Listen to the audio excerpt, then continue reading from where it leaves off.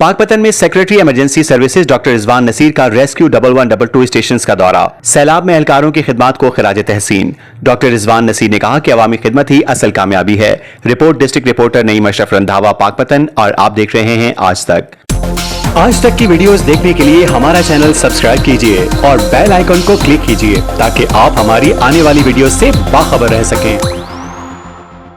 पाकपतन में secretary emergency services doctor Rizwan Naseer का rescue 1112 station का दौरा। सैलाब में एहलकारों की खिदमत को जबरदस्त खिराज तहसीन। डिस्ट्रिक्ट रिपोर्टर नईम अशरफ रंधावा की रिपोर्ट के मुताबिक secretary emergency services doctor Rizwan Naseer, सितारा और तमगा इम्तियाज के हामिल ने रेस्क्यू 1112 स्टेशन पाकपतन का दौरा किया। इस मौके पर उन्होंने हालिया सैलाबी सूरत हाल में मुतासरा अफराद की जांफिशानी से मदद करने वाले रेस्क्यू एहलकारों की कारकर्दगी को सराहा।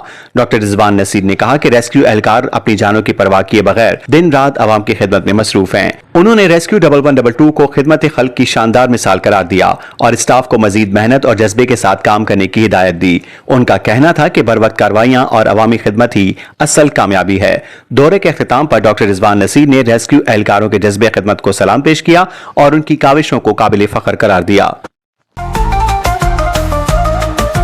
आज तक न्यूज, खबर सच के साथ।